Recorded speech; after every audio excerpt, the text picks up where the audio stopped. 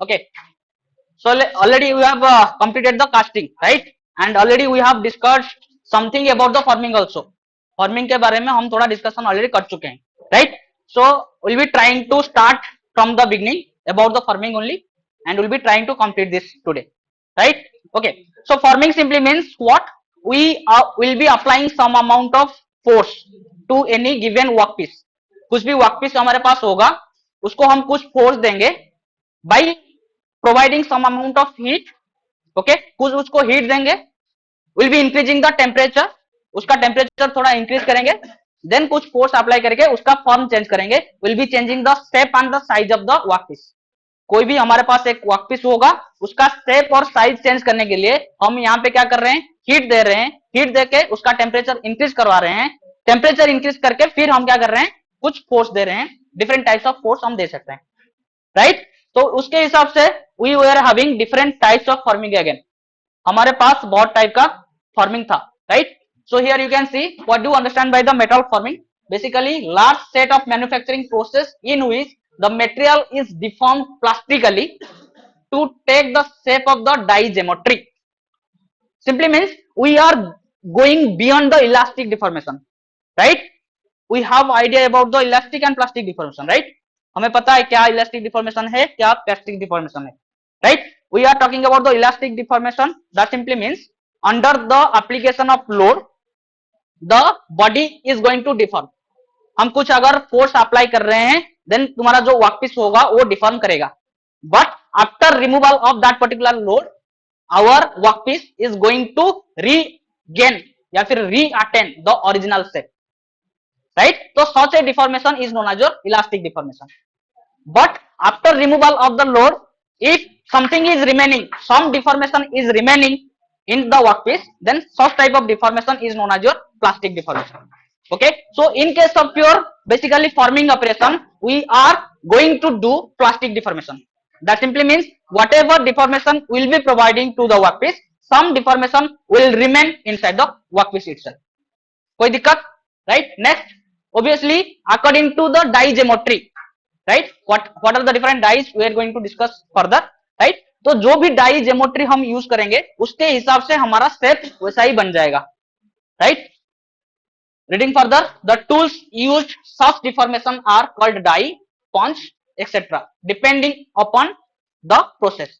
अलग अलग प्रोसेस के लिए उसका जो टूल हम यूज करेंगे, डाई बोला सकते हैं या फिर पंच बोला सकते हैं या फिर अलग कुछ नाम है, उसको भी हम आगे देखेंगे, right? Okay, then plastic deformation क्या है, already I have discussed, right? Next thing, our metal forming basically it is categorized into three category. First one is your cold forming, then next one is your warm forming, then next one is your hot forming.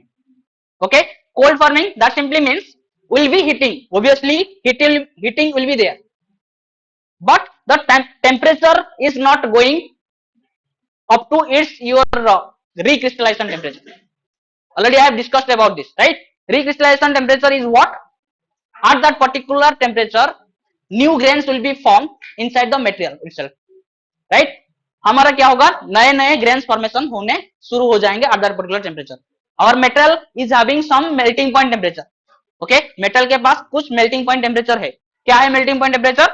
At that particular temperature our metal is going to melt, right? Metal will be getting converted from the solid phase to liquid phase. Solid will be trying to convert into liquid. That is the melting point temperature. Okay, so recrystallization temperature, it will be approximated as the 50% of the melting point temperature, right? When temperature will be taken in Kelvin, keep in mind, right? Okay, अगर temperature को हम kelvin में ले रहे हैं and उसका 50% तक हम हीट कर रहे हैं, then that is the temperature is your recrystallization temperature, right? तो हम क्या करेंगे, अगर हॉट फॉर्मिंग के बारे में बात कर रहे हैं, that simply means we will be going beyond its your recrystallization temperature, will be heating the material beyond its recrystallization temperature, right? And then we'll be applying some of the forming processes, right? We'll be applying some of the forces that may be tensile, compressive, bending, it can be of different types of force again, right? हम अगर किसी भी material का temperature को इसका उस वाला material का क्या melting point temperature, sorry, recrystallisation temperature के ऊपर लेके फिर उसको हम डिफरेंट फॉर्म दे रहे हैं, then that will be coming under your hot forming, right? Okay, so let us go to that particular definition.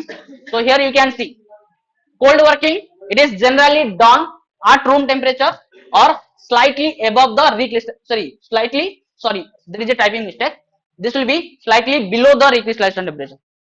Okay, we'll be recorrecting that, it will be slightly below the recrystallization temperature. Okay हम क्या करेंगे, recrystallisation temperature के below ही इसको heat करके कुछ भी form देंगे. Okay, so what are the advantages over here? Basically closure tolerances can be achieved. What do you mean by tolerance? Tolerance, it is associated with the dimension accuracy. That simply means we want to get some dimension, suppose 50 mm, right? So in this case of your cold forming only we can get the dimensional accuracy. Why we cannot get dimensional accuracy in case of your hot forming, that we will discuss. Okay, dimensional accuracy simply means suppose मैं क्या किया हूं, कुछ भी एक workpiece ले लिया, उसको हम हमरिंग किए, हमरिंग करके सपोज उसका डायमेंशन को जितना हम हमारे लिए चाहिए, सपोज 50 mm उसमें हम रख दिए, so that will be written at that particular mm 50 mm, वो चेंज नहीं होगा बाद में, राइट? समझ में आ रहा है या नहीं आ रहा है? अरे कुछ तो बताओ, आ रहा है? Okay, then good surface finish, in case of your cold working also will be getting good surface finish. यहाँ पे सरफेस फिनिश का मतलब क्या होगा, जो सरफेस हम बनाएंगे उसका फिनिशिंग अच्छा रहेगा, यहाँ पे अच्छा रहेगा लेकिन हॉट फॉर्मिंग में बुरा रहेगा. तो क्यों बुरा रहेगा, will discuss that later, right? Okay, because of strain hardening, these are the मतलब long important terms, right? Strain hardening ऐसे नहीं सुने होंगे आप, सुने हो क्या कभी, right? No need to go into that deep, actually उतना अंदर नहीं जाना है, राइट? थोड़ा सा तुम्हें ये मतलब याद कर लो, स्ट्रेन हार्डनिंग के कारण तुम्हारा क्या मटेरियल का स्ट्रेंथ बढ़ जाता है. अगर समझने चाहें, सपोज हम क्या कर रहे हैं, कोई भी ऑब्जेक्ट है हमारे पास, suppose I am talking about this is a metal piece, right? हमारे पास ये वाला मेटल पीस है, right? Now what I am doing, I am hammering this one, तो इसका क्या होगा, थिकनेस घट जाएगा, राइट? थिकनेस क्या होगा, घट जाएगा. तो पहले जब कुछ भी फोर्स हम नहीं दिए थे, उसके लिए जो हैमरिंग करने के लिए जितना हमको फोर्स देना पड़ रहा था, उसके बाद मतलब कुछ सपोज थिकनेस घट गया, सेकेंड टाइम हम हैमरिंग कर रहे हैं and we want to get that same change in dimension. Suppose ये 10 mm था, हम हैमरिंग करके 7 mm तक ले आए, राइट? फिर हम क्या कर रहे हैं, हैमरिंग कर रहे हैं सो दैट कि another 3 mm we want to decrease, suppose 4 mm तक लाने के लिए चाह रहे हैं. तो जो सेकेंड टाइम हम फोर्स देंगे तो उसमें उतना ही फोर्स देना पड़ेगा या फिर ज्यादा फोर्स देना पड़ेगा, ये बताओ? क्योंकि ये जो है मटेरियल क्या थोड़ा सा हार्ड हो गया, समझ में आ रहा है? जो मॉलिक्यूलर डिस्टेंस पहले था तुम्हारा मॉलिक्यूल के बीच inside that particular solid, that is becoming stronger when we are applying some of the forces. जब हम फोर्स कर रहे हैं, जब हम कंप्रेसिव फोर्स दे रहे हैं, तो मॉलिक्यूलर डिस्टेंस जो होता था वो क्या डिस्टेंस घट जा रहा है, that distance is getting decrease, right? तो फिर अगर हम डिक्रीज करना चाहें तो थोड़ा सा डिफिकल्ट होगा. तो पहले अगर कोई वर्कपीस को हम वर्किंग कर दिए, कोल्ड वर्किंग कर दिए, उसके ऊपर फोर्स अप्लाई कर दिए, उसके बाद भी अगर हम फोर्स अप्लाई करना चाहें तो थोड़ा ज्यादा फोर्स देना पड़ेगा. Is it clear? कोई दिक्कत यहां तक? So this is something technically we are calling as strain hardening.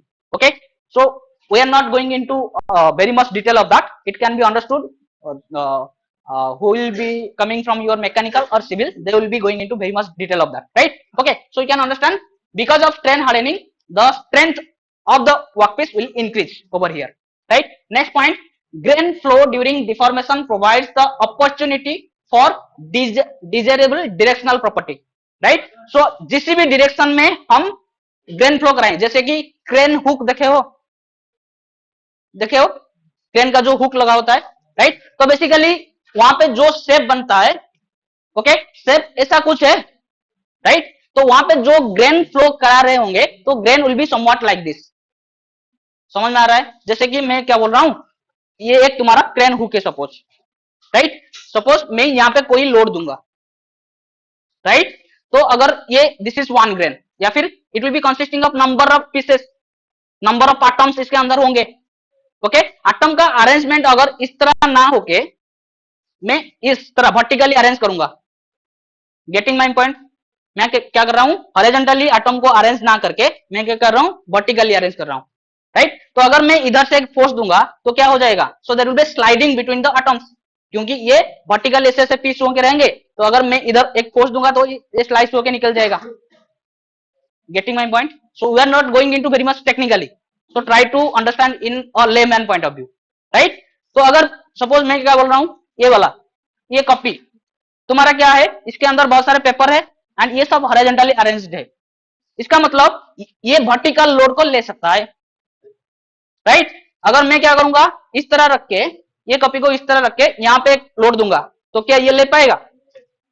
नहीं ले पाएगा, क्योंकि ये इसके लिए डिजाइन नहीं है, राइट? तो अगर ये हॉरिजॉन्टल रखें तो हॉरिजॉन्टल लोड को ले सकता है, राइट? अगर इस तरह है तो इस तरह जो लोड आएगा उसको ले पाएगा, राइट? तो if I am assuming this is one grain, so जिस तरह ग्रेन को फ्लो कराना चाहूं that can be done in case of your this metal forming operation, right? So grain flow कैसे कराएं, that can be done in this case. So अगर हमारे हिसाब से हम डिजाइन कर पाए, मेटल के अंदर कैसे एटम रहेंगे उसको हम डिजाइन कर पाए, देन ऑब्वियसली स्ट्रेंथ बढ़ जाएगा। समझ में आ रहा है? Okay, and since no heating of the workpiece involve, furnace, fuel, electricity cost will be minimized, obviously, क्योंकि हम हीट नहीं दे रहे हैं, तो हीट देने के लिए जो कॉस्ट हमें पड़ रहा था that will be decrease, right? So there will be low cost. And last thing is that machining requirements are minimum, resulting possibility near of the near net shape of the forming. Basically forming के अंदर machining हम क्यों करेंगे, जब हमारा dimensional accuracy अच्छा नहीं होगा, एंड यहाँ पे हम क्या कर रहे हैं, हमारा डायमेंशनल एक्यूरेसी अच्छा है, तो मशीनिंग हम क्यों करेंगे? मशीनिंग मतलब समझ रहे हो? Machining simply means we need to remove some of the portion, like in your casting we are doing, because in case of your sand casting there was some we are not getting good surface over there, right? इसलिए हमको क्या करना पड़ रहा था, machining करके metal remove करना पड़ रहा था, right? So that will not be doing in this case. So these are the some plus points. क्या हॉट फॉर्मिंग लिखा हुआ है क्या? ओके, अगेन यहाँ पे typing error, this is will recorrect that, that is cold forming यहाँ पे लिखेंगे, राइट? ओके, डिसएडवांटेज लेकिन क्या है, will be requiring higher force, क्योंकि यहाँ पे हॉट हम नहीं कर रहे हैं, we are not increasing the temperature up to a remarkable level, तो मुझे क्या करना पड़ेगा, बेंड करने के लिए या फिर कुछ भी करने के लिए ज्यादा फोर्स देना पड़ेगा ऑब्वियसली, राइट? अगर हॉट कर लेते, टेम्परेचर बढ़ा लेते, तो मुझे बेंड करने के लिए या फिर कुछ भी करने के लिए थोड़ा सा कम फोर्स देना पड़ता। Getting my point? Okay, next one, strain hardening of the work metal limit the amount of forming that can be done, क्योंकि ये ज्यादा स्ट्रेंथ हो जा रहा है, ज्यादा रिजिड हो जा रहा है, इसलिए हम क्या कर सकते हैं, ज्यादा इसका थिकनेस या फिर घटा नहीं सकते हैं। Getting my point? क्योंकि स्ट्रेन हार्डनिंग की वजह से तुम्हारा जो मटेरियल स्ट्रॉन्गर होते जा रहा है, उसके वजह से हम इसका थिकनेस ज्यादा नहीं घटा सकते हैं। ज्यादा घटाने के लिए हमको क्या करना पड़ेगा, ज्यादा फोर्स देना पड़ेगा obviously. So in case of your cold working we can not decrease the thickness very much, ज्यादा हम नहीं घटा सकते, राइट? ज्यादा हम नहीं कर सकते।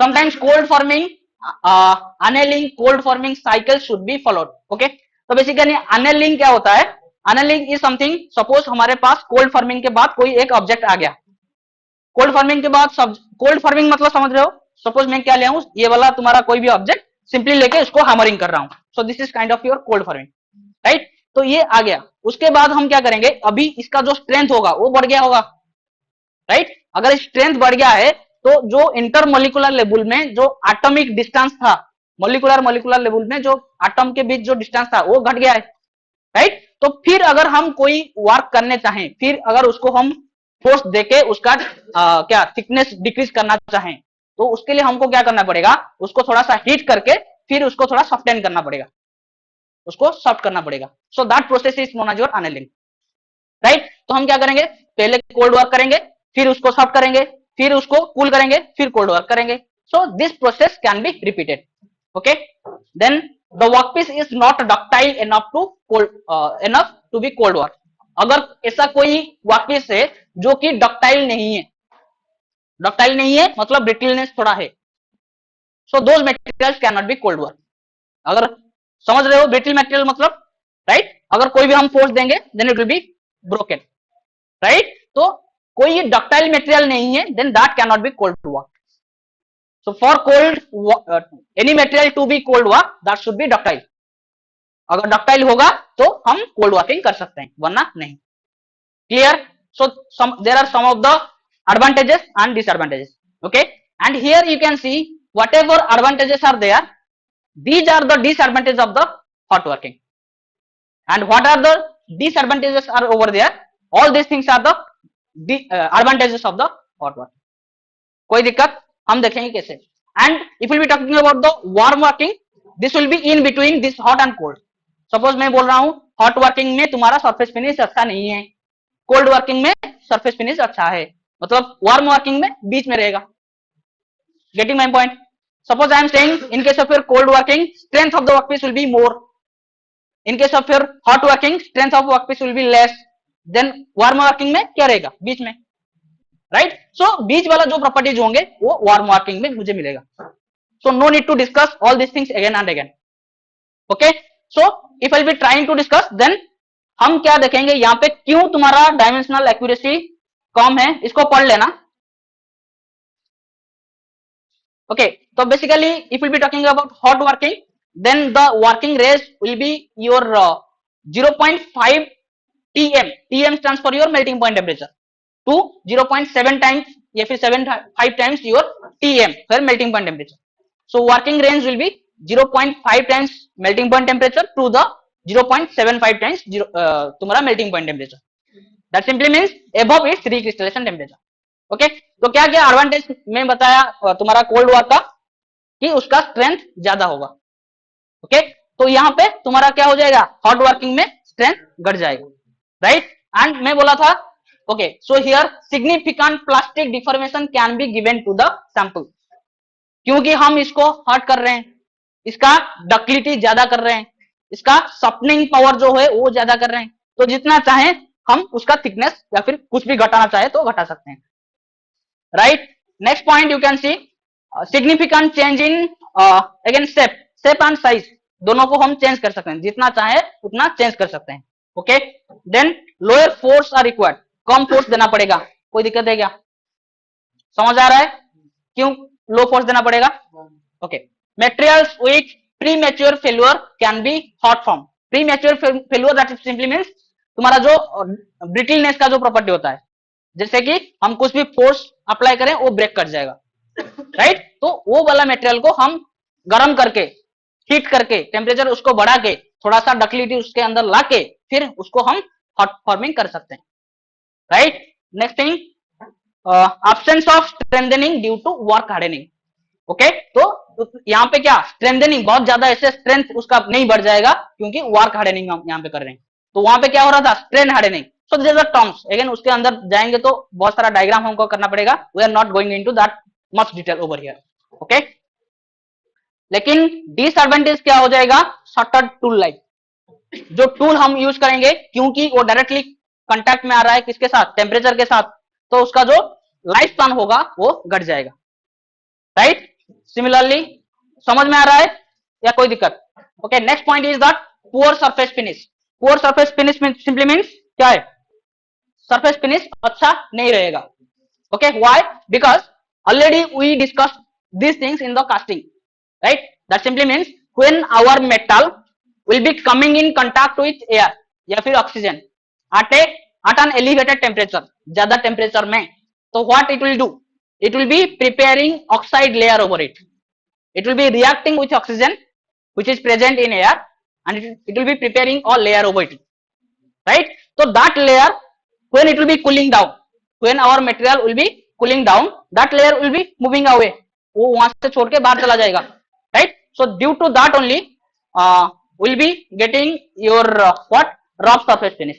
Okay, okay, so surface finish poor क्यों होगा पता चला. Basically there will be a formation of metal oxide layer over the workpiece. हम देखेंगे भी कैसा एक्चुअली फॉर्मेशन होता है, right? So due to that will be getting lower surface finish and obviously lower dimensional accuracy. क्यों lower dimensional accuracy क्यों आएगा? Because suppose हम मेटल को हीट किए, तो जब सपोज हीट करके कुछ एक शेप दे दिए, राइट? सो सपोज हम 50 mm हमको चाहिए था डायमीटर, वो 50 mm दे दिए, राइट। तो जब तुम्हारा मटेरियल एक ज्यादा टेम्परेचर में था, रूम टेम्परेचर तक आएगा, and when our material will be coming from at elevated temperature to the room temperature, will not it shrink, क्या वो श्रिंक नहीं करेगा, उसका वॉल्यूम क्या डिक्रीज नहीं होगा, होगा या नहीं। कोई भी मटेरियल एक ज्यादा टेम्परेचर से कम टेम्परेचर में जब आएगा उसका श्रिंकेज होता है ना या नहीं, right. So due to that particular shrinkage the diameter which was given by us that will change, right. तो जो हम डायमेंशन देना चाह रहे हैं उसके हिसाब से वो डायमेंशन हमको नहीं मिलेगा। तो इसको अवॉइड करने के लिए हमको क्या करना पड़ेगा, हम थोड़ा ज्यादा डायमीटर दे दें सो दैट कि वो श्रिंक होने के बाद वो वाला डायमेंशन आ जाए। So we will be not getting the accurate dimensions over here. So there will be some problem in the dimension, right?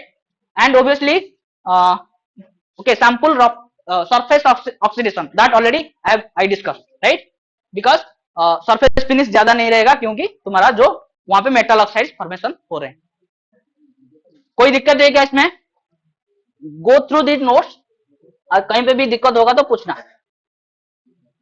Then so this is the basic classification of your metal forming, right? So first thing is that metal forming, then this is the primary shaping process, sorry, this is actually bulk forming process, यहाँ पे लिखा जाएगा, typing error again, that is your bulk forming process, okay? First type is your bulk forming process and next one is your sheet metal working process. कोई दिक्कत? Bulk forming then sheet metal working, okay? Under bulk forming we are having these categories. First one is your rolling, then forging, then extrusion, then wire drawing. We are going to discuss all these four again, and under sheet metal working we will be discussing the bending and dip or curve drawing, then shearing, okay? So these are the classification of the forming method, right? Okay, so starting from the rolling, ये क्या दिखाई नहीं दे रहा है, okay? तो rolling क्या है? Okay, before going to rolling we should try to understand what is the bulk deformation. Bulk deformation simply means will be decreasing the volume of the workpiece. हम क्या करेंगे, जितना भी वॉल्यूम हुआ वर्कपीस का उसको घटाएंगे, घटा के कुछ वॉल्यूम चेंज करेंगे, ओके? वॉल्यूम को क्या हम चेंज कर सकते हैं, ओके? चेंज कर सकते हैं या नहीं? Can we decrease the volume? Obviously we can change, right? Okay, so here there will be basically a severe deformation process resulting the massive shape change. यहाँ पे जो shape change होगा that will be up to a massive amount, right? Like will be preparing the thin sheet. Thin sheet देखे हो? Sheet metal में काम किए हो? Those sheet metals will be prepared by the help of all these processes, right? Actual जो metal पहले होगा उसका thickness बहुत बड़ा होगा, right? उसको thickness को घटाते घटाते घटाते will be getting our thin sheet metals which will be, जिसका thickness it will be less than 5 mm, 0.5 mm, 0.5 mm से भी कम का thickness हम बनाएंगे, right? Simply we are having wires, right? हमारे पास wires है बहुत सारे, right? तो जो wires बनता है, जैसे कि तुम्हारा करंट कैरिंग कंडक्टर के अंदर बहुत सारे wires होते हैं ना, वो जो wire बनेगा again that will be prepared by this particular methods, okay? So first one is your rolling. I think you can see क्या हो रहा है वहां पे, राइट? तो यहाँ पे क्या हो रहा है, यहाँ पे दो रोलर घूम रहे हैं, ओके? ये अगर तुम्हारा एंटी क्लॉकवाइज घूम रहा है तो ये क्लॉकवाइज घूमेगा। जैसे कि तुम्हारा जो क्या शुगर कैन का जो जूस निकालता है ना, वहां पे देखे हो, वहां पे जैसा प्रिंसिपल है वैसा ही है। एक तरफ से हम तुम्हारा शुगर कैन को घुसाते हैं और उस तरफ उसका जो थिकनेस घटते हुए बाहर जाता है। हम वैसे ही यहाँ पे क्या करेंगे, एक थिकर मेटल को अंदर डालेंगे इधर से, तो वो बाहर जाके उसका जो थिकनेस होगा वो घट जाएगा। So this is the process of rolling, right? So there will be rollers under which will be inserting our workpiece, due to that the thickness of the workpiece will be decreased, okay? तो next process is your forging, right? ये देखियो कहीं पे, right? तो forging तुम्हारा जो क्या जो कमर साड़ो देखी जाता, जैसे कि वो हीट करके कोई भी मेटल को वो हैमरिंग करता है, right? So that type of process is known as your forging. हम क्या करेंगे, actually will be heating the workpiece and will be hammering that particular workpiece, but in this case what is happening, it is kind of we have already hitted that workpiece या फिर जो भी object है उसके अंदर हम क्या कर रहे हैं, प्रेस करते करते करते करते जा रहे हैं, like it is kind of your hydraulic press. नाम सुने हो हाइड्रोलिक प्रेस, राइट? तो it is continuously applying that particular press force, right? If we are hammering, then this is your suddenly applied force kind of thing, right? And if will be continuously pressing, again that is another thing, right? So forging can be of again different types, like if I am suddenly applying, that will be some one category, okay? If I am applying continuously, that will be of again some another category. So obviously you can understand, in case of rolling, what we are doing, we are passing our material through rollers, right? In case of forging, we are heating the material above its recrystallization temperature obviously, then we are applying some compressive force. compressive समझ आ रहा है? compressive force समझ में आ रहा है क्या? there will be two force which will be opposite to each other and of the same magnitude. हम क्या करेंगे, ऐसा कुछ फोर्स अप्लाई करेंगे जिसका नेचर होगा पुशिंग नेचर, ओके? अगर पुलिंग होगा दैट विल बी टेंसाइल, अगर पुशिंग नेचर होगा that will be compressive, right? So any two opposite direction वाला फोर्स जिसका मैग्नीट्यूड इक्वल होगा एंड नेचर होगा pushing, then that kind of force system is known as compressive force. तो यहां पे जो हम फोर्स अप्लाई कर रहे हैं, कंप्रेसिव फोर्स अप्लाई कर रहे हैं, right? Okay, then next category of your forming that is your extrusion, right? यहां पे देखो, लुक एट ओवर हियर, दिखाई दे रहा है क्या? हाँ, यहाँ पे। तो यहाँ पे देखेंगे तो यहाँ पे कुछ मेटल है एक्चुअली, यहाँ पे अंदर रेड कलर का जो दिख रहा है वो मेटल है, right? And this is a plunger, okay? जैसे कि तुम्हारा पिस्टन सिलेंडर या फिर सिरिंज में देखे हो, राइट? हम क्या कर रहे हैं, सिरिंज के अंदर तुम्हारा कुछ लिक्विड होगा, फिर तुम्हारा जो वहां पे जो पिस्टन है वो क्या कर रहा है, यहाँ से फोर्स दे रहा है और इधर तुम्हारा लिक्विड बाहर चले जा रहा है, राइट? तो यहाँ पे जो सिस्टम है उसके अंदर हम लिक्विड को नहीं रखेंगे, उसके अंदर सेमी सॉलिड मटेरियल रखेंगे, right? Semi liquid semi solid material, like your toothpaste you can say, right? तो उस टाइप का कुछ मटेरियल उसके अंदर रखा जाएगा। एंड तुम्हारा जो, अगर टूथपेस्ट की बात करें, तुम्हारा जो आउटर, जिस मतलब जो एरिया में, जिस क्रॉस सेक्शनल एरिया को तुम्हारा पास कर रहा है टूथपेस्ट, तो वो सर्कुलर है, इसीलिए वो सर्कुलर जैसा निकल रहा है, राइट? तो यहाँ पे भी वैसा ही है, जिस टाइप का हम क्रॉस सेक्शन वहां पे देंगे उस टाइप का मटेरियल बाहर निकलेगा। And how we are doing this particularly, हम पीछे से कुछ फोर्स दे रहे हैं सो दैट कि आगे मटेरियल तुम्हारा रिमूव होते जा रहा है। एंड जब मटेरियल तुम्हारा बाहर आ गया, कहां से, वो वाला जो सेटअप है उसके अंदर से, उसको हम क्या करेंगे, बाहर लेके जाएंगे और उसको कूल करते करते जाएंगे, और कूल जब हो जाएगा that will be getting solidified, right? So this is known as your extrusion process. So extrusion क्या है? Basically there will be a setup. Inside that particular setup will be keeping our semi-liquid, semi-solid form of the metal, right? And some force will be provided from the back. पीछे से कुछ हम force देंगे and there will be a opening. Okay? This opening के help से हमारा material बाहर चला जाएगा, right? So again there will be two kinds of extrusion. Here you can see one type and here you can see another type. So what is the basic difference between these two? That हम क्या कर रहे हैं, अगर in the left side category you can see, हम force दे रहे हैं एक ही डायरेक्शन में, एंड जो भी डायरेक्शन में हम फोर्स देते हैं उसी डायरेक्शन में ही तुम्हारा मटेरियल बाहर जाता है। Are you getting that? Right? The direction of applied force and the material which is going out, the movement of the particular material या फिर workpiece, that same. Direction of movement of the workpiece या फिर material and the applied force both are same. Can you see that? दिखाई दे रहा है सबको? Then, but in the next case, here you can see you are applying force in this particular direction.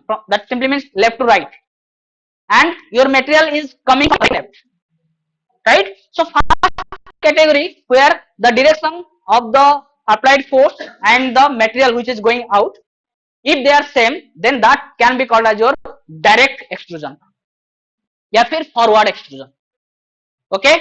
And जिसमें direction अलग हो जाता है उसको बोलेंगे इनडायरेक्ट एक्सट्रूजन या फिर बैकवर्ड एक्सट्रूजन। कोई दिक्कत इसमें? Okay, next category, obviously if will be talking about this category then there will be some gap in between this one. यहां पे कुछ गैप है एंड मटेरियल इधर से होते होते बाहर जा रहा है। Clear? Okay, next is known as your wire drawing, right? So wire drawing हम क्या करेंगे, कुछ भी एक रॉड हमारे पास होगा पहले से, उसको हम क्या करेंगे एक डाई के अंदर रख देंगे, उसको इंसर्ट करवा देंगे, फिर उसका जो डाई का डायमीटर के हिसाब से उसको खींचते हुए हम आगे ले जाएंगे, राइट। सो यहां पे हम क्या कर रहे थे, यहां से प्रेशर पीछे से फोर्स दे रहे थे, यहां पे हम क्या करेंगे आगे से खींचते हुए ले जाएंगे, right. So will be applying tensile force in the case of your wire drawing. हम क्या करेंगे, डाई का जो भी डायमीटर होगा उसके हिसाब से उसका जो डायमीटर है वो रिड्यूस होते होते चला जाएगा, okay. So in all these cases, if we'll be talking about extrusion and your wire drawing, we can get a workpiece of different cross sections। जैसा भी क्रॉस सेक्शन मुझे चाहिए उस टाइप का मुझे मटेरियल मिल जाएगा, समझ में आ रहा है। जैसे कि તમે जो कौन दांतिकली फांतिकली बनाओ कि जहाँ भी बनाओ देखी तो मुड़की बनाओ जमती same procedure, right. According to the requirement जिस टाइप का तुम्हारा शेप का होगा डाई, उसको डाई बोलते हैं, जिसके हेल्प से तुम्हारा मटेरियल बाहर जाता है, right. छांचो, right, according to the requirement you can have number of shape of the dies, and according to the shape of the die you will be getting number of types of your workpieces। इसमें कोई दिक्कत है क्या, right। So whatever I discussed here, so all these things are written, you can go through it। So rolling, in this process the workpiece in the form of slab or plate is compressed between two rotating rolls in the thickness direction, right। that simply means हम pressure कहां से दे रहे हैं, thickness के direction में, ऊपर से नीचे, right. So that the thickness is reduced, the rotating rolls draw the slab into a gap and compresses it, the final product is in the form of sheet. कोई दिक्कत है इसमें, and you need to draw some figure, so you have to draw this particular figure, okay. तो मैं यहाँ पे क्या करेंगे, there are two rolls and this rolls are rotating in opposite direction, अलग अलग डायरेक्शन में वो घूम रहे हैं, राइट। अगर ये एंटी क्लॉकवाइज घूम रहा है तो ये क्लॉकवाइज घूमेगा, इसके कारण ये वाला जो मटेरियल इधर से उधर जाएगा, राइट। तो इसका अभी थिकनेस इतना था, अभी रिड्यूस होके ये इतना हो गया है, इसमें कोई दिक्कत है क्या, right. Again there are different types of rollers like two high roller, okay। two high rollers simply means there will be two rollers in between which will be inserting our workpiece, right। so अगर हम to high roller को use करके हम कोई भी product बनाना चाहें, right, तो that simply means एक ही बार में एक थिकनेस रिड्यूस होगा, फिर और रिड्यूस करना चाहें तो और एक बार पास करवाना पड़ेगा, फिर और रिड्यूस करवाना चाहें तो और एक बार पास करवाना पड़ेगा। But if will be using three high rollers that simply means there will be three number of rollers. तो हम क्या करेंगे, तीन रोलर को यूज करके हम दो प्रोसेस एक बार में कर सकते हैं, समझ में आ रहा है क्या बोल रहा हूं।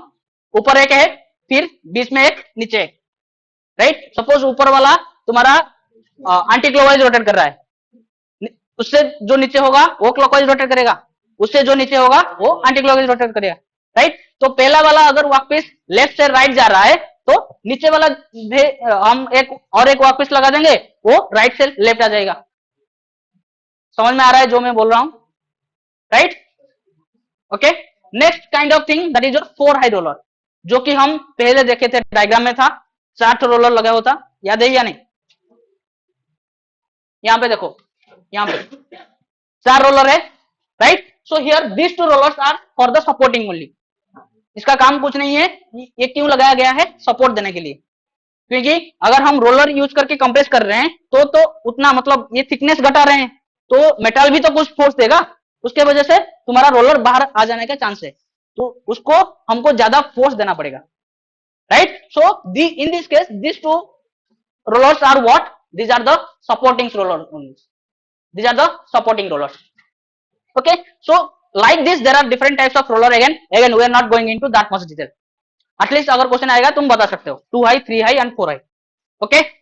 moving further, next one is your forging, the workpiece is compressed between two dies containing shaped counters, right। जिस टाइप का शेप हम देंगे, सपोज मुझे क्या करना है, यहाँ पे एक सिलिंड्रिकल शेप बनाना है, ओके। हम डाई में जिस डाई को कंप्रेस कर रहे हैं उसमें कुछ शेप बना देंगे, उसके हिसाब से उसको कंप्रेस करेंगे, तो जो भी शेप दिया जाएगा वो वाला डाई के अंदर, वो शेप तुम्हारा मेटेरियल पीस के अंदर आ जाएगा। जैसे कि अगर हम कॉइन बना रहे हैं, कॉइन देखे हो बहुत सारा शेप होता है, अगर वो वाला शेप हमारा डाई के अंदर होगा जिसको हम कंप्रेस करेंगे वो वाला शेप आ जाएगा ना, right, the same thing.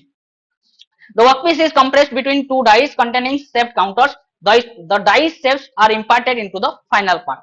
Die का जैसा शेप होगा तुम्हारा फाइनल ऑब्जेक्ट वैसा ही बन जाएगा। ओके, तो यहाँ पे हम क्या कर रहे हैं, सपोज इस टाइप का एक शेप देना चाहते हैं, राइट, एंड इस टाइप का कुछ भी एक रेक्टेंगुलर ब्लॉक था, हम फोर्स देके इस टाइप का एक ब्लॉक बनाना चाहते हैं। तो इसके ये जो अपर वाला डाई जिस टाइप का शेप होगा उसके ऊपर वो इंप्रेशन यहाँ पे बन जाएगा, बनेगा या नहीं, राइट। तो इसमें से अगर देखेंगे हम, this lower die is fixed one, okay, lower वाला जो है वो फिक्स है एंड अपर वाला जो है वो मूव करता है। So you can write down all this things, right. So in most of the cases lower die will be fixed and upper die will be movable, right. Next one is your extrusion. In this, the workpiece is compressed or pushed into die opening to take shape of the die hole as its cross section. जैसा तुम्हारा cross section होगा, die का cross section जैसा होगा उसको हम compress करते हुए बाहर ले जाएंगे तो उस टाइप का एक लंबा सा रॉड या फिर जो भी मटेरियल होगा वो आ जाएगा। कोई दिक्कत है क्या? उसका अगर डायग्राम ड्रॉ करना है you can draw somewhat like this, right. So this is the die here, so this one and this one, and this is the plunger या फिर piston we can say, right, and this is the material which is present inside this particular die, right। हम इधर से force दे रहे हैं तो ये material ये जो शेप का होगा उस शेप के हिसाब से ये बाहर चला जाएगा। कोई दिक्कत? अरे बुझा पड़ना बुझा पड़नी, okay. Then next one is your wire और रॉड ड्राइंग, वेयर ड्राइंग या फिर रॉड ड्राइंग, सेम थिंग। हम क्या करेंगे, किसी भी एक रॉड को घुसा देंगे, उसको हम क्या करेंगे, पिक्चर देखो यहाँ पे, हम क्या किए, इसको पहले इधर डाल दिए, राइट, देन इसको पकड़ते हुए उसको खींचते हुए लेके चले जाएंगे। पिछले वाला केस में पीछे से फोर्स दे रहे थे, इसी केस में हम क्या करेंगे, आगे से खींचते हुए लेके चले जाएंगे। लेकिन पहले क्या करना पड़ेगा हमको, इसको थोड़ा सा घटा के थिकनेस उसका उसके अंदर डालना पड़ेगा, इसको थोड़ा सा बाहर करना पड़ेगा, उसके बाद उसको पकड़ते हुए खींचते हुए लेके आगे चले जाएंगे। So this is the process of your what, wire drawing या फिर rod drawing, okay. So with this your bulk forming is completed, right. Next one is your sheet forming. Sheet forming simply means it is the metal forming involves forming and cutting operations performed on the metal sheet, strips and coil, like जो तुम already कर चुके हो, अगर workshop में गए होंगे, जो भी शीट मेटल में काम किए हो, ये काम तुम किए हो। जैसे कि तुम्हारा अगर बड़ा सा एक शीट है, उससे काट के एक छोटा सा शीट लाना, क्या ये तुम नहीं किए हो, right. So that is cutting operation, या फिर उसको टेक्निकली और बोलते हैं shearing operation, right. Good minute, okay. तो sheet metal simply means we can do the cutting operation, right, we can bend the sheets, जो मतलब शीट होगा उसको हम बेंड कर सकते हैं, राइट। तो क्या करेंगे, कैसे करेंगे उसको देखेंगे, right. The surface area to volume ratio of the starting metal is relatively high, समझ में आ रहा है, surface area to the volume ratio, that simply means there will be large area as compare to the volume, right. तो ratio will be less या फिर बहुत ज्यादा। If we'll be talking about the sheet metal, area to the volume will be more या फिर less, obviously less, क्योंकि less या फिर more, क्या less, I am saying surface area to volume, okay, we are talking about the sheet metal, right। sheet metal means ये जो metal है, suppose one paper I am taking, right, so इसका जो area है ये ज्यादा है या फिर volume ज्यादा है, obviously surface area is more, right। So if I am saying surface area to volume, तो उसका जो रेशियो होगा that will be more, right। So that is simply defining a sheet metal। sheet metal को हम क्या कैसे define करेंगे, so it is a metal where surface area to volume ratio is very high, right। and obviously if we will be trying to define in terms of thickness, then in that case the thickness will be less than 0.05 mm, right, 0.05 mm से कम होना चाहिए, right। Okay, tools inside the punch die that are used to deform the sheets, so these are the tools, जैसे कि वहां पे die थे, वहां पे प्लंजर थे, हम बोला था, राइट। तो इससे यहाँ पे जो भी क्या हुआ यार, कोई दिक्कत, रुको बात करना बाहर जाके, okay. So in this case, in case of your sheet metals, we will be using the die and punch for our working operation, right। So these are the tools basically, अरे क्या हुआ? Okay, so here you can see what is this. Simply our sheet is coming and we are doing what? Bending, right? So there is a V die, V type का एक die है, उसके ऊपर हम एक शीट मेटल रख रहे हैं and we are pushing our punch over there, right? Punch को हम पुश कर रहे हैं, तो जैसा डाई का शेप होगा वैसा ही तुम्हारा क्या बन जाएगा? शीट का शेप बन जाएगा, राइट? इसमें कोई दिक्कत है क्या? इसको बोलते हैं बेंडिंग, राइट? तो बेंडिंग को हम ऐसे कर सकते हैं या फिर हम ऐसे करते हैं। Suppose this is one sheet, right? हम क्या कर रहे हैं, इसको इधर रखे हैं, राइट? कोई भी एक डाई के ऊपर रखे हैं, हम क्या कर रहे हैं, इसको इधर फोर्स कर रहे हैं, इधर फोर्स दे रहे हैं, तो क्या ये भी बेंडिंग होनी होगा? होगा, राइट? तो अगर यहाँ पे कुछ थोड़ा क्लियरेंस दे देंगे तो ये बेंड होगा। बेंड हो सकता है या फिर ऐसे हो सकता है वो कट के चले जाए, राइट? अगर यहाँ से फोर्स दे वो कट भी जाएगा, right? So that will be dependent on the design of the die and the punch. Die और पंच कैसे डिजाइन हुआ है उसके हिसाब से it will be varying, cutting होगा और शेयरिंग होगा या फिर तुम्हारा bending, right? So the first one is your bending one. Then next देखेंगे, this is one thing your deep drawing, जहां पे तुम्हारा प्लेट्स वगैरह बनते हैं। देखो ऊपर एक सीट है, राइट? हम ऊपर ऊपर से कुछ पंच को ला रहे हैं एंड पंच के हिसाब से, पंच का डायमीटर जितना है, पंच का साइज जैसा है, उसके हिसाब से वो नीचे चलते चलते वो ड्राइंग हो जाता है। क्या हो रहा है, कोई दिक्कत? Okay, so we are getting this particular deep drawing operation. Deep drawing क्या है समझ में आ रहा है? So basically will be attaining some height, like basically if will be talking about the plates जिसको यूज करके तुम खाना खाते हो। So those plates are prepared by the help of this particular deep drawing method, right? So according to the shape of the die and according to the shape of the punch, you will be getting the shape of the final product. कोई भी एक sheet को हम ले लेंगे, उसके बाद जैसा भी तुम्हारा पंच का शेप होगा, डाई का शेप होगा, उसके हिसाब से तुम्हारा फाइनल प्रोडक्ट आ जाएगा। Okay, then next one is your shearing या फिर कटिंग। ओके, तो जो कि अभी मैं बोल रहा था, राइट? कोई भी मेटल पीस होगा, इसको हम क्या करेंगे, कोई फोर्स देंगे, अनशियरिंग फोर्स देंगे, देन वो कटते हुए नीचे चला जाएगा, right? So if will be trying to understand that, तो basically bending is what? In this the sheet metal is strain by punch to give bend shape, obviously angle shape, okay, usually in a straight axis. कोई भी एक straight axis पे हम क्या करेंगे, कुछ force देंगे तो वो बेंड होते चला जाएगा, right? Next one is your, so here you can C, you can draw this type of figure. Here again there are number of types of bending. Bending भी बहुत सारा टाइप का है, 18 types of bending are there, right? We are not going into very much detail of that, right? Okay, so this is only one category, that is B bending. Okay, next one is your deep drawing. In this operation you can read all these things. मैं अभी पढ़ूंगा नहीं, अभी तो ऐसे ही bore हो गए हो, सो गए हैं पीछे से, तो और भी सो जाएंगे, right? Let me complete within 2 minutes, right? So this is the deep drawing. Okay, next one is your what? Shearing. Shearing या फिर this is also cutting. Shearing जो है, cutting वही है। Shearing क्यों बोलते हैं इसको? क्योंकि यहाँ पे shear force लगता है। Shear force मतलब समझ रहे हो? Shear force जैसे कि हम पढ़े टेंसाइल, कंप्रेसिव, उसको छोड़ के और एक shear होता है। मतलब क्या कर रहे हैं, सपोज यहाँ पे एक मैं फोर्स दूंगा, राइट? एंड इसको हम फिक्स करके रखे हैं, this is fixed and I am applying some amount of force over here. So what it will be trying to do? It will be trying to bend this particular workpiece या फिर object. ये क्या करेगा, इसको bend करने के लिए कोशिश करेगा, राइट? ये बेंड नहीं होगा क्योंकि ये फिक्स्ड है, राइट? मतलब इसका एक रिएक्शन यहाँ पे जनरेट हो जा रहा है। ये यहाँ से मैं फोर्स दे रहा हूं, लेकिन यहाँ से एक रिएक्शन जनरेट हो जा रहा है जिसके वजह से ये बेंड नहीं हो रहा है, right? So this kind of force are known as your shear force. Nature of the shear force will be trying to bend या फिर कट। हम क्या करेंगे, यहाँ पे फोर्स देंगे तो ये बेंड होने की कोशिश करेगा या फिर यहाँ से कुछ मटेरियल को लेते हुए आगे चला जाएगा, राइट? तो शियरिंग फोर्स का दो काम है, it will be trying to bend या फिर it will be trying to cut that particular thing. So here we are using that term because it is cutting that particular thing, right? Okay, so this picture you can draw over there, right? So here you can see this is the die and will be giving some support over here, okay, and this is the punch.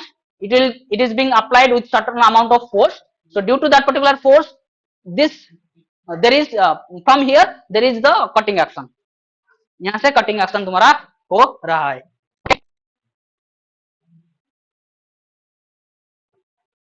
Okay कोई problem है तो पूछो last 5 minutes इधर अरे attendance आज कौन केंद्र